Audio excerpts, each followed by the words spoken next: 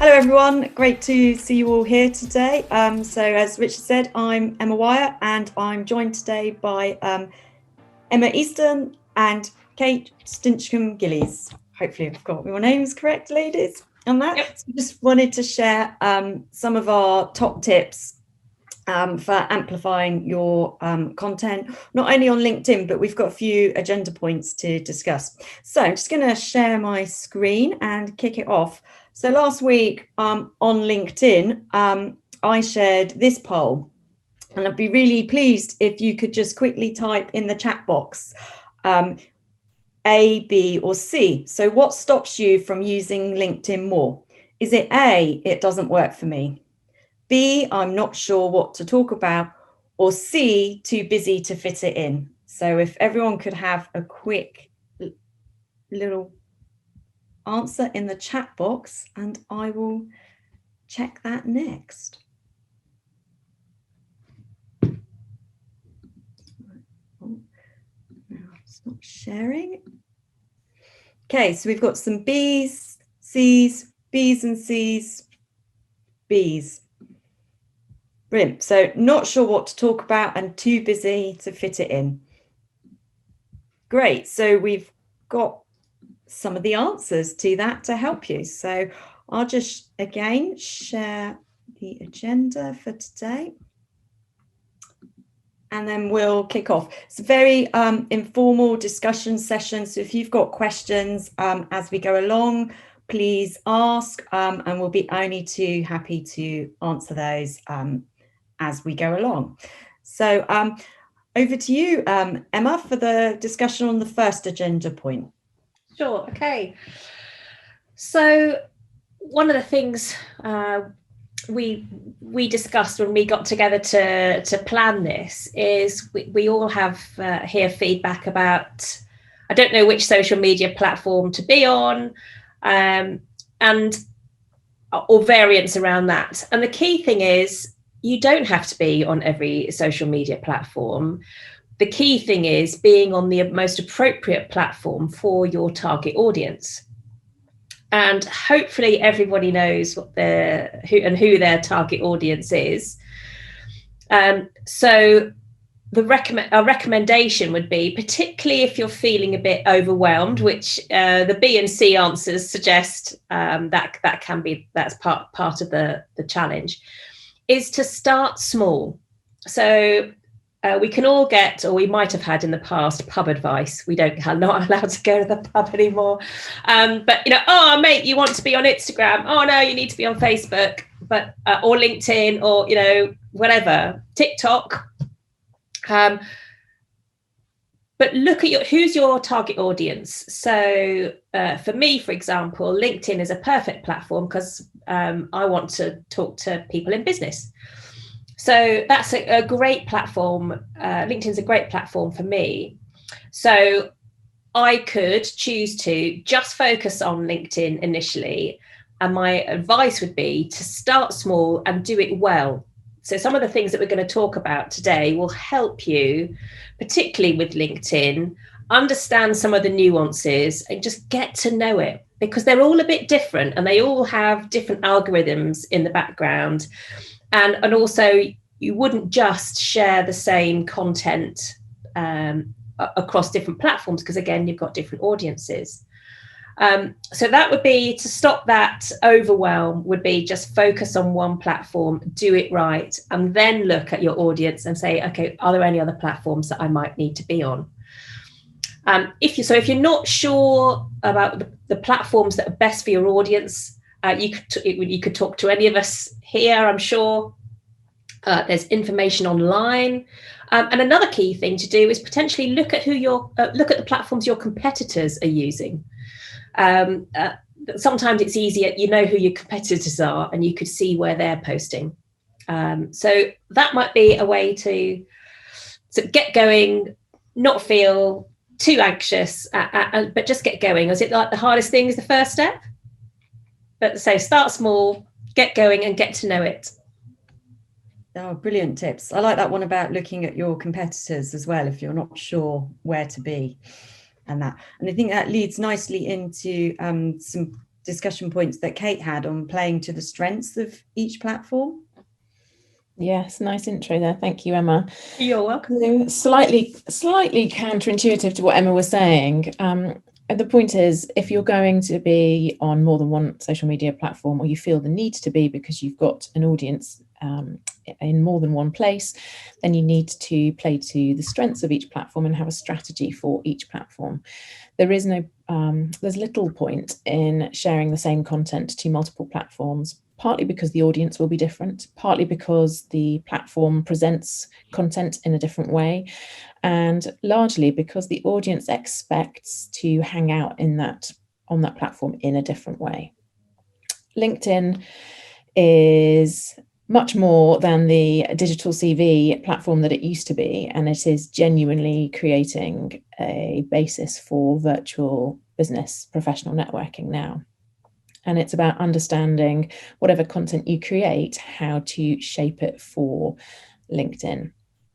It's not to say that you can't use it elsewhere, but understand the format that your LinkedIn audience wants to receive it in, the prompts you can use to tempt interaction and engagement on LinkedIn, and appreciate that LinkedIn is a platform where people do want to interact if the content is relevant to them, if it's topical or pertinent to their experiences in business, or even to the news agenda and how their business is having to respond, particularly during times of COVID. So it's largely about understanding your audience and where they are, but it's also about understanding what each platform can do for you along the way. That's great. And I also wanted to highlight some of the new functionality that LinkedIn's brought in recently, which plays to the strength of the platform, and also having great content. So as Kate was saying, people want to join in the conversations. So as you saw earlier, I asked polls recently. You can share documents, you can do LinkedIn stories if you're lucky enough to have the stories functionality. I'm still waiting for that. They're doing a very strange rollout. But there's all sorts of, there's out of office in the direct messages. You can set up video meetings instantly. So it is really about exploring LinkedIn and using those new functions to really give the strongest views of your content and what you're talking about, but definitely ask questions in your posts. I would say that's key to really getting the conversation going, and showing that you're open to having that conversation on this professional platform. So Emma, I think you had a few more points about making the most of the content you already have, because often people feel overwhelmed just even thinking about, what do I talk about? Yeah. So I'll say hands up or raise a hand or put it in a chat. Yes. Have you ever spent a whole load of time, effort, probably money, creating a piece of content and then only shared it once on whichever platform? So that could be a white paper, a report, a little film, an infographic, a graphic. Yeah, thank you. Anyone else? Well, otherwise I might be preaching to the converted. We'll have the best group ever. Okay, so a couple of you, thank you. Yeses. Yeah. Well, and you know what? I've done it too. Okay. I'm guilty of it too. And then I sort of slap myself and realise actually that wasn't the best thing to do. So I'd recommend that you really need to make the most of the content that you create. So I don't know if you ever do this, but like if you read an article, you might highlight bits that really stand out for you, or you might scribble some notes in the margin or something like that. Think about sort of doing that for your content. So that really interesting fact in your report, pull that out into a separate a graphic with a quote on, or a stat on, or the graph that you've created for some data or some research that you've done. Again, pull that out. And just from that one piece of content, maybe an infographic, for example, from that one piece of content, you can create quotes, stats. You could do a little film just on your camera. It doesn't have to be high production quality. Just hold up your phone or stick it on a tripod on your desk, or use your webcam. You know, we've all got them there, and just do a little reflections. Like we put this research together, and I really wouldn't have ever imagined the insights that we had. And what was really interesting were da-da. And then, as Emma was saying, you can then ask a question around the content that you have. And with all those things, so that interesting stat, that interesting quote, that interesting reflection, you can ask your network, what do you think? Have you ever had that? And so when you're planning and this is like the fastest ever content discussion I've ever had in the history of ever, but when you're planning a piece of content, I would say it's much better to have a quality piece, and rather than thinking you've got to churn out something brand new each week, either have it monthly or quarterly, but have a theme that resonates with your audience, and do one sort of juicy piece around it that whatever plays to your strengths. If you're a writer, write it. If you are visual, draw it. If you are interactive, just film yourself saying stuff. And you could be walking down the road, having your exercise for the day as part of lockdown. But just get something out there and then discuss it, recycle it, make the most of it. And there'll be parts of that has an evergreen life. So there'll be some things, like Kate was saying, that's particularly newsworthy. So you might be taking one of your research pieces and reflecting on something that's come up in the news. That makes it super newsworthy. So that just plays into what Kate was saying. But then there might be something that's just pertinent for whatever, like know your audience or that kind of thing, that's the same regardless. And then you could potentially repost that on a regular-ish basis. You could mix it up. Twitter doesn't like you recycling, but on LinkedIn, just think about how quickly that feed moves down. Why not repost it a couple of weeks later? And there are tools to help you to do that. You can create a sort of a bucket of content that means that you're speaking regularly. So if you had a quarter of the year that has a particular theme, you can create that bucket of content as you go. So you haven't got to think, on a Sunday when you're planning your week, I haven't done my social media content, because you've actually created stuff ahead of time. And if you're working with an agency, that's the kind of thing you can ask them to help you with as well.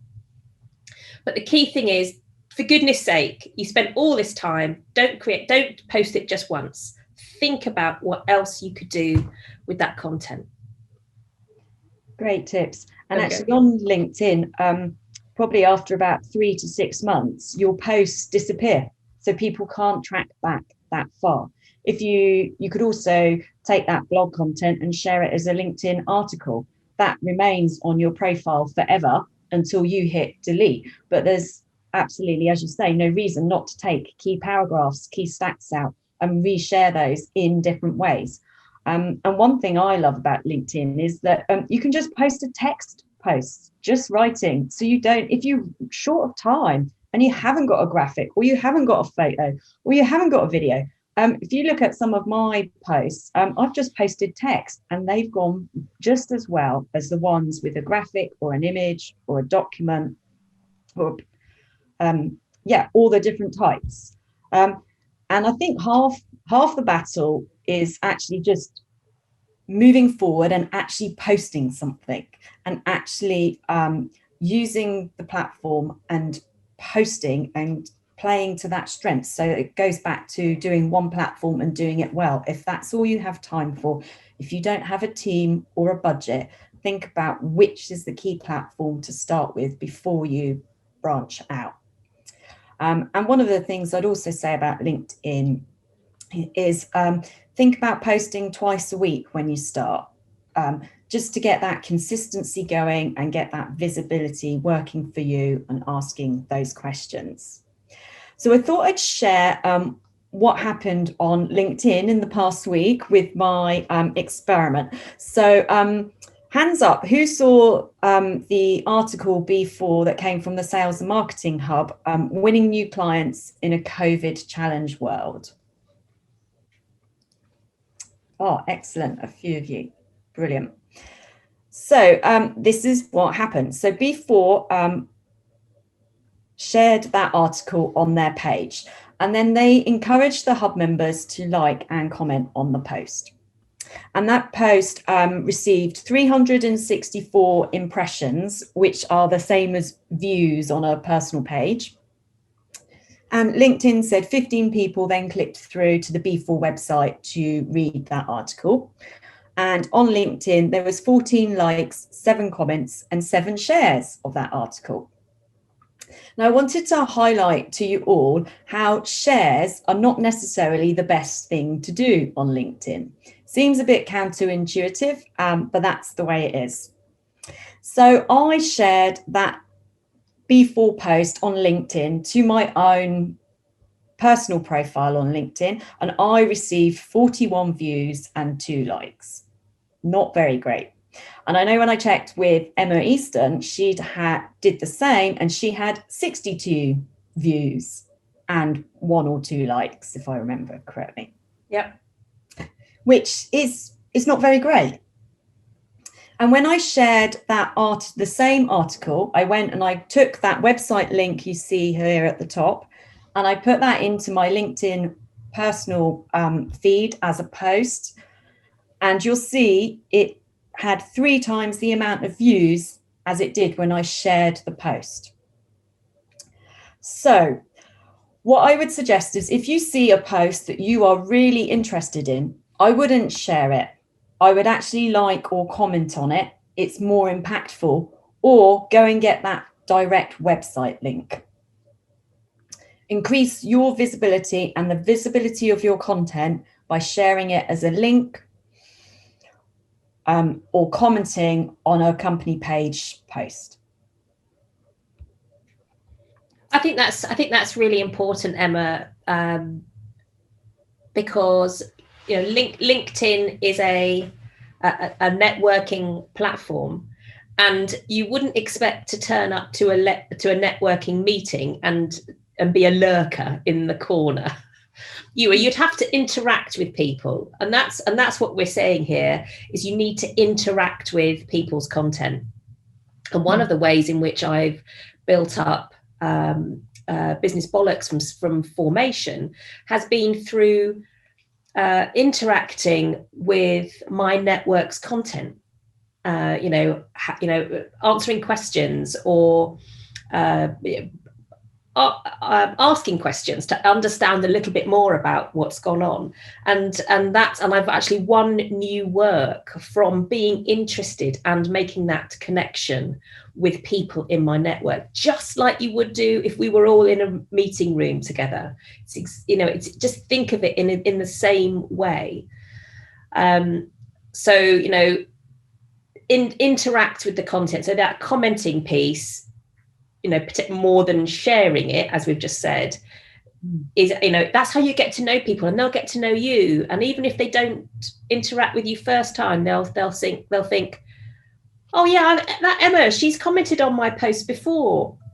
So then if I keep that up, someone who looks really interesting, and I really want to find out more about what they're doing, not in a sort of disingenuous way, but I have to be, I'm spending part of the time that I've carved out of my week to spend that day looking at LinkedIn. I've decided to actually go and look at their content, and I want to find out more. And that will really, really reap dividends. And the example that Emma's just shared goes some way to show that. And I'd invite people to try it this week and see the difference that it makes.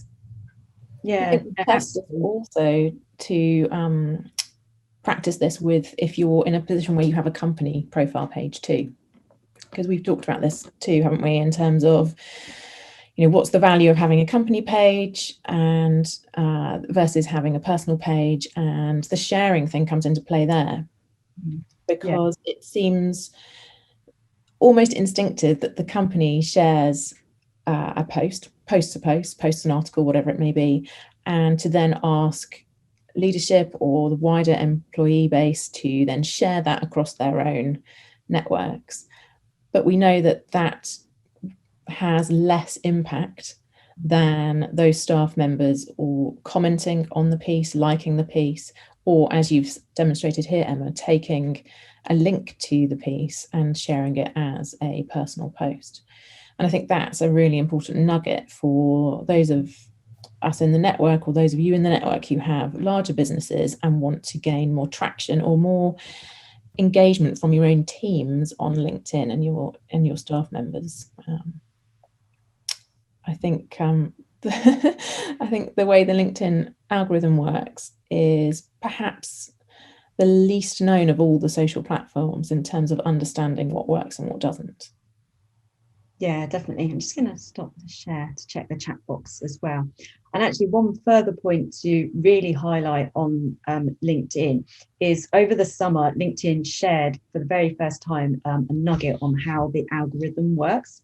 And so for all those people that just watch content, or you call them lurkers, where they're lurking and just reading, LinkedIn is including that now in their algorithm calculation. They refer to it as dwell time. So if you spend time on LinkedIn reading, you will now begin to see that you're being presented with more of that person or that page's content. And it's really beginning to come through. And it's possibly why over the past few weeks, you're beginning to see content that's actually maybe over a week old as well. So that part of the LinkedIn algorithm calculation is definitely beginning to see an effect. And if you're not comfortable to comment on someone's post publicly and visibly, then use the direct messaging function. If you're connected to that person, have a conversation with them, ask them questions about that piece of content, and don't be afraid to move it into that messaging area. So definitely use all the tools on LinkedIn and what you're most comfortable with. So if you don't want to publicly comment on a post, think about using the messaging area as well. So I'm just going to check the chat box and see if there's any questions. Richard shared the articles actually had 216 views on the B4 website. Brilliant. And that, yeah, the views from LinkedIn and looking at the posts there are a bonus on top of this. So it's, as you can see, it's really amplifying that one piece of content. And I'll probably take what I wrote in that piece of content and pull it out and use it in a separate post myself, so that I don't have to rethink about something else to type, possibly even this week when I'm thinking about what I want to share in my LinkedIn content theme. Mm. And to anyone on this call or watching it on replay, you could post something that you've learned today, and that's your piece, that's your article, and then you could ask your connections, do you do this? What have you found? You know, so things that we do every day, our little kind of light bulb moments, could be the thing that influence a piece of content. You know, if you haven't created that plan or strategy around something that's going to really resonate with your audience yet. Brilliant. So Emma, with your LinkedIn expert hat on, what do you know so far about the uptake or success or role in the algorithm of LinkedIn Stories and LinkedIn Live? Because they feel very much like they're trying to emulate some of the other platforms, applications, capabilities. But I wondered how much of that you're seeing from your expert seat. I'm seeing more LinkedIn Live, so that's beginning to roll out more, and I'm seeing some key people being given that functionality. You do have to apply currently to get LinkedIn Live, and they're not all being approved. Mine wasn't approved, so I'll have another look and see if I can apply again for that. And I think some of the functionality that LinkedIn's releasing is they want you to spend time on the platform. So therefore, they're thinking the more different functions they release, the more time you'll spend on the platform, rather than, say, going off to Instagram stories, doing your TikToks, going on Twitter.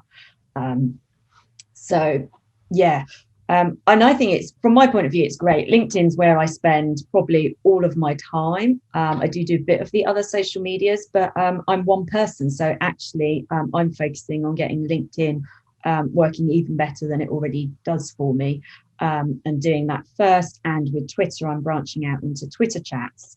And I just find when you don't have a team or a budget, you can't always be in more than one place. But yeah, any functionality LinkedIn releases, if you get it, use it wisely. They like people to use the new functions. So if you've got LinkedIn stories, use it. And if you want any hints or tips, ring me, because I need you to share your screen with me to really help you get the most out of it, because I haven't got it yet. Cool. We've got a couple of questions come up in the chat. Thanks, everyone. Excellent. Let's see. I haven't seen that, Jackie. I'll have to check that. But it's great to see that you've got good engagement there. Definitely. And so Stephen says, what about sharing articles by others that are relevant to your audience? How does the LinkedIn algorithm work there? Yeah, I'd share relevant articles from other people. It builds that blend and mix of content, so it's not always just yourself talking. And you should offer an opinion or ask a question before you just post the article link. I'd always recommend having a little bit of text to join that article linked, and you can put the link straight in a post. The algorithms change, so there isn't any worries about doing that straight away. Kate, would you say that sharing articles by others is really good for sort of amplifying your own brand as well? Yeah, that whole what I would call content curation effort is really quite powerful in two ways. One, it demonstrates that you're not just standing on your own pedestal and saying your own thing, that you've got your eyes open to the wider industry. But also, I think it's quite a powerful play when you are properly attributing the article to the person who's created it, because it's that whole back scratching exercise. Yes, I found this interesting and this is why. These are the salient points for me in this content that I think are interesting to you, but thanks to whoever it may be for writing it. I love your stuff. Whatever it might be, it is part of that build the network activity. Brilliant. And Jackie's had really great views on a BBC homeworking tips post. So I think possibly it's because that's really relevant and really topical at the moment. But also you could have used hashtags, which is one thing perhaps we didn't cover earlier. So very quickly, use hashtags to amplify the reach of your content, make them relevant to your post, and people you're not connected with following those hashtags will see that content if they're really tracking that hashtag very closely. It's a great way to amplify your views without being connected to people. And I don't know anyone who doesn't follow a hashtag, read a post, and then go and check who the author of that post is.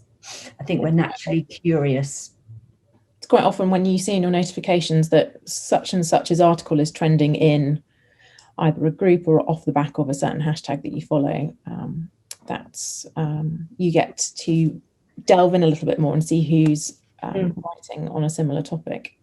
Yeah, definitely. But don't use too many of them. No, 3 to 5 hashtags per post are the recommendation, but make them really relevant. And cool, I think we're almost out of time. How do you get things trending? It's by probably, and this is not released by LinkedIn, but from my knowledge, I'd say it's by the number of likes and getting lots of comments. And if you reply to those comments, it's great. And then actually a LinkedIn editor goes in and looks to see which posts they might make trend. Now, they haven't done trending posts over the summer months, but I think they're beginning to bring that back. So you might see that more. But there is actually a LinkedIn editor, a physical person who has a hand in getting it trending. I'm definitely seeing them. It must be back in some way. And the other place I see them is if you're in any LinkedIn groups. The top performing posts in those groups quite often get flagged in my notifications too. Great, perfect. LinkedIn groups are not quite as active as, say, Facebook groups or Facebook pages. I think it's a way of LinkedIn trying to draw you in to the groups you're a member of. Definitely. Cool. Well, thank you very much for joining us all this morning. Hope you found that informative. And yeah, if you have any questions, I'm on LinkedIn, so you can message me them. And I'm sure Kate and Emma are also on LinkedIn as well. Thanks, Emma and Kate. Really appreciate your time. And thanks everybody for joining us. And will you be doing something again in the future, Emma? Just a next level up of advice? Yeah, I'm sure I can. I'm always open to gathering ideas and questions to answer in a future session. Excuse me. So yes, do send them through.